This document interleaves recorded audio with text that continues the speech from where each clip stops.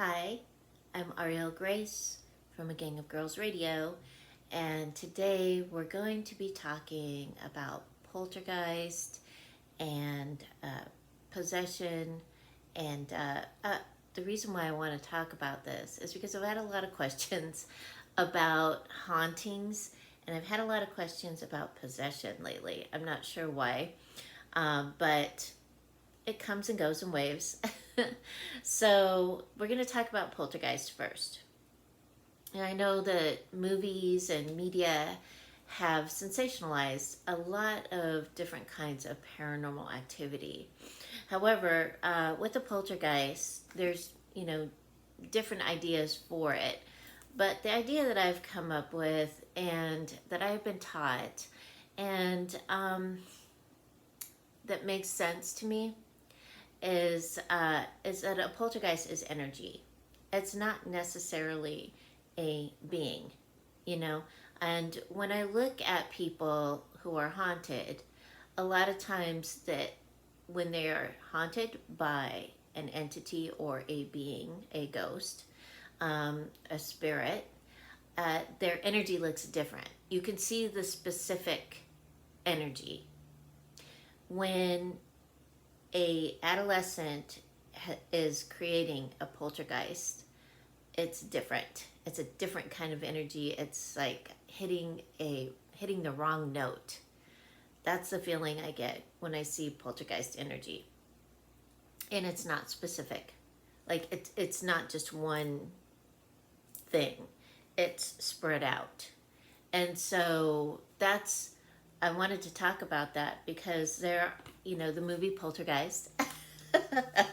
Well, I'm sure that there was poltergeist activity there, but it seemed to me that there were different energies there as well. Like it was a haunting, a true haunting, and a haunting that was kind of crazy. So, and I'm not saying that those types of hauntings don't happen because they definitely do, but there is a difference between a a haunting from spirits and a haunting from poltergeist.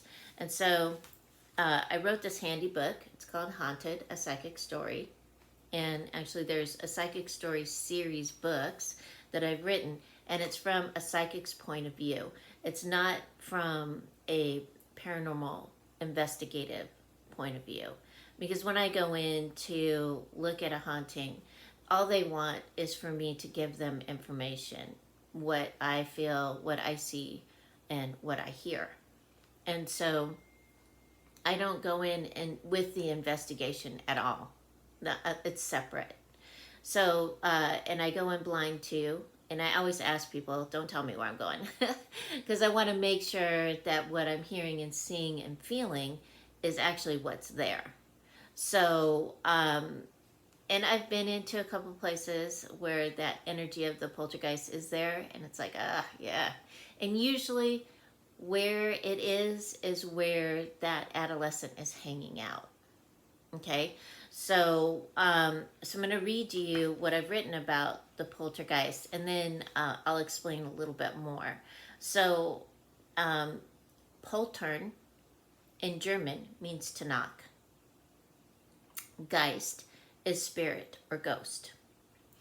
And malevolent is having or showing a desire to cause harm to another person. Telekinesis, the production of motion in objects without contact or other physical means. Psychokinesis, the movement of physical objects by the mind without the use of physical means. And poltergeist is a term used to describe energy or a spirit, which specializes in making sounds and moving objects around a house or a building, resulting in damage and mayhem. And there's quite a bit of that happens. The energy can be malevolent, but on the whole, are thought to be mischievous nuisances. I believe poltergeist energy is a manifestation of telekinesis due to the frequent occurrences in households with adolescents experiencing frustration and emotional tension. Teenagers harbor internal anger from stress within the family, or they just harbor frustration because they've got the whole hormonal thing going on, right? So psychokinesis is an unconscious way of expressing that anger without the fear of punishment. And in most cases, the child has no idea they're causing the disturbances.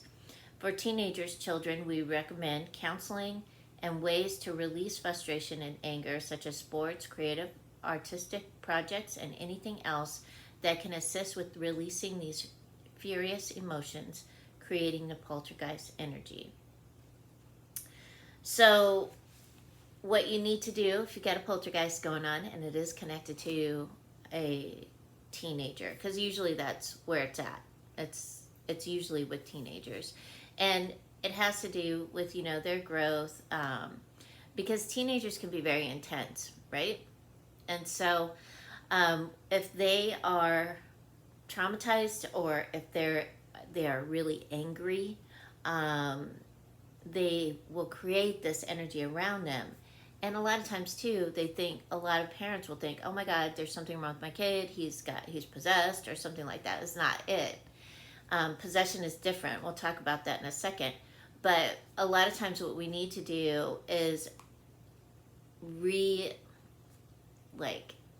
take that energy of that and ask the kid what they're interested in. Like, what do you want to do?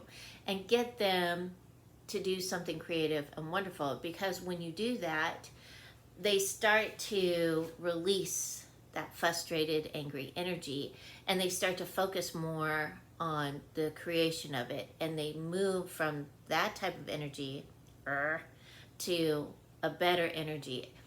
Now, getting rid of the poltergeist doesn't happen overnight. Just because you put them in art classes doesn't mean that the poltergeist is going to go away anytime soon. It'll take a while, because it took a while to get to that place, and now it's going to take a while to get rid of it. So we need to make sure that everything stays level, and there's more talking, listening, communication is key in this kind of thing. Also, when I work with kids, the first thing I always ask them, especially psychic kids, is your room clean? And the reason why is because kids need structure, and they need a clean room so they know where everything is. And if there is poltergeist activity, you'll see there's a difference from a clean room to a messy room, right? So you'll see a difference. Like if that kid left his room clean early in the morning and he comes back and it's a mess, nobody's been in the house, what's going on? So these are some things for you to think about. And mostly a poltergeist connects to girls. More girls create poltergeists than boys. Even though boys have like this furious, crazy energy, it's, because teenage girls are really intense, and the poltergeist, they can create a poltergeist and it'll last for a while. It's hormonal. That's what I always say. It's hormonal. So you got to redirect them. Okay. All right. So with that being said, making sure that your home is clean and clear. Okay. So, and I'm not saying like magazine clean. I'm just saying organized to where you know where everything is, and the rooms of the kids are clean, especially with psychic kids. The kids always ask me, are you talking to my mom? But no, that's just one of my things. So one of the things is, here's a checklist for poltergeist. Be present while dealing with your adolescent. Place kosher salt in the central place in the adolescent's room. I usually try to get people to put it under their beds, because while they're sleeping, what salt does is it absorbs sorrow. It absorbs frustration and anger. So we want that to be absorbed. And take the salt out when you feel it's necessary to get rid of it. The best thing that you can do with salt like that is dig a hole in your yard, bury it, leave it there. Done. Okay? Don't have to do anything crazy with it. All right, so female adolescents are more susceptible to poltergeist energy. Find out what is bothering your adolescent and see about resolving it. Poltergeist activity usually lasts about 2 to 3 months. So there you go. Sometimes longer. It depends on the person. Okay, so I'm averaging it. If the activity gets worse, consult a paranormal team who has a medium who is trained to help release the energy. Okay, so they can come in and like do an energetic sweep, and hopefully that will help alleviate some of the problem, and then working with the teenager as well. So remember, everybody's different. Everybody is different, and when you're working with this type of energy, you have to consider that.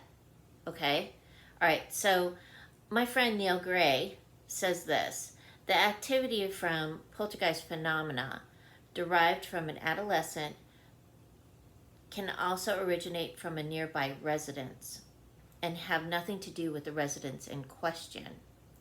I use quotes because all haunted situations that require assistance to resolve usually have to deal with noisy ghosts, which is the literal definition of poltergeist. The telekinetic phenomena is rather specific in this situation.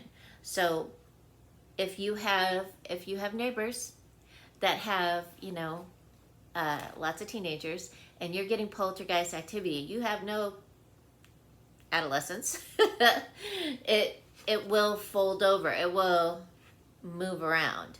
So that's something too to work with. And in this book, there's some things that you can do to assist yourself if you're having that problem too. Okay, so it's Haunted, a Psychic Story. You can get it from Amazon, or you can go on my website, arielgrace.net, and order it. Now, I'm going to introduce you to Keith Linder. Keith Linder has a YouTube video, or YouTube channel here, and you can check out his videos. Are crazy. He has been dealing with poltergeist, spirits. He's got demonic energy around him. He's got all kinds of stuff. And this guy's just a nice guy. He is a nice guy that happened to rent a beautiful house in Washington. And crazy things happened in that house. He had so many people come in to help him out with that house because at first nobody believed him. And so he kept trying to get people in to help him. He finally got some people from England, I think. It was a paranormal group from England. If you read his books, you'll find out what it is. Anyway, his name is Keith Linder. And this last book that I read is called Attachments, Poltergeist of Washington State. Here's some pictures in the back of the book. This is what the book looks like. And you can find this on Amazon as well. So there's a Kindle version and a paperback version. You can look him up here on YouTube and see all the craziness that he's had to deal with. He even moved out of the house, and the craziness has followed him. So if you need help with anything, you can get a hold of him. He's always willing to help. And there are others too that are willing to help with these types of hauntings. So you want to make sure that you get help for this. It is not cool. It is not something that you should exploit. It is something that you really need to deal with because you don't want that following you around. So it can create real havoc for your life. Okay? All right. So we've answered the poltergeist question. Now, possession. A lot of people ask me about possession. Oh my God, my kid's possessed. Oh my God, my mom's possessed. Nope. Usually they're not possessed. Usually they have, a spirit attachment, or what I call a hitchhiker. So, and if you ever watch any of my other videos, especially with my brother Theo, you'll hear us talk about hitchhikers. That's what we call them. Because you could be walking along and you'll pick one up and you won't even know it. And next thing you know, you're cranky, you're wanting margaritas, or you're wanting to go shopping and buy everything red, or, crazy stuff happens. And it is their influence. So one of the things that you can do, especially if you are empathic, if you're intuitive, and you feel things, like you can feel a difference, really check your energy field. If you feel like you need to go eat a pound of chocolate and you don't eat chocolate, you're allergic to it. So, and that's what And I'm just using that as an example. I mean, there could be many things that you would do that you would normally do, and you would be excited about it. You would. So that's a hitchhiker. Usually there's a feeling of like dizziness. There's a feeling of like something looking through your eyes, heaviness, and it may start here around this area and move around in this area. Okay, so it's going to be around here. So you may feel like your crown chakra is tingling. You might feel like, what the heck am I doing? You know, forget what you're doing. Those are things to look for, okay? And you can clear your energy field really clear, really easily. You can create a vortex, start at your feet, and move that vortex up and push the energy out, okay? So if you've never had to do anything like that, if you've never had to remove an attachment, that's the first thing you should do. And if you can pull it out through doing that, you're good to go. If not, you can get a hold of a psychic medium who you know and trust and have them remove it for you. Okay, it's just about opening a door. A lot of times when I feel them on me, I just like pull my arm up like this and I just act like I'm grabbing something and I throw. And usually that gets rid of them because my intention is to get them off of me and then to ask them, hey, what do you want? You know, you're not going to bother me. I got things to do. All right. So possession is when a spirit decides that they want to like take over. You know, they want control. And so possession doesn't happen in 24 hours. It doesn't. It happens over time. It happens over years. And I worked with a lady that had 5 hitchhikers. She had them pretty much her whole life. And it took 6 months to get rid of those spirits. And they had started to break her down. She had been in the mental institution. She had tried to commit suicide. She was doing lots of drugs. She was drinking, you know. So we had to clear her, slowly clear her, clear, and keep clearing. So I saw her like every other week to work on her clearing and to keep supporting her in her efforts to get clear. So it's a project. It really is. But if you're a patient and you stick with it and you're having these problems, you can get free of it. Okay? So they had been almost to the place where they would have just taken over and she would have died. Because she kept telling me that. I feel like I want to die. I just want to kill myself. And that's not good. Not everybody that wants to commit suicide is something is trying to possess them. But this is an example, okay? So what you want to do with that is make sure that that person is getting the help that they need. Okay? Whatever that looks like for that person. And you can only help them so far. All right? If they're not willing to get rid of their little attachments, then you can't help them because you need their permission to do that. And if you try to do like an exorcism, I'm sure that a lot of you know about that. If you try to do an exorcism on spirit attachments, it's horrible for the human. It's very traumatic. It's even more traumatic for the human than it is for the spirits. So you want to make sure that you don't try to do that unless you know for sure that's what's going on and you have the permission of the person. Okay. So those people that go around, just dealing out exorcisms and stuff like that, no. You want to make sure that you find somebody who knows what they're doing. Okay, you want to make sure they're a Catholic priest because they have special magic. That's what I call it. Special stuff from their ordainment. And they're able to do that. Okay. All right. So I have had a couple people ask me, what is the difference between possession and trance channeling? Okay, so I'm a trance channel. So when I go to channel, I fully incorporate the being. So I leave, the being comes in, They do their thing. When they're done with their message, they move out, I come back. And usually, and my thing too, as a trance channel, I always tell them, leave my body better than what it was when you walked in. And so I always feel better afterwards. But they're not staying. They have no intention to stay. They just want to impart their message and get it done and move out because they have things to do, people to see, and places to go. So that is the difference between trance channeling and possession. Okay, so I hope this video helped you. I like to give this information so that you're not afraid. And you know that there are people out there that can assist you and in whatever way you need assistance. And that way too, you can see like, the practical part of this as well. Because it is practical. There's a lot of practical information that I use and a lot of people that I know that are psychics use. It's not all wild and crazy. We actually live pretty quiet, nice lives. All right.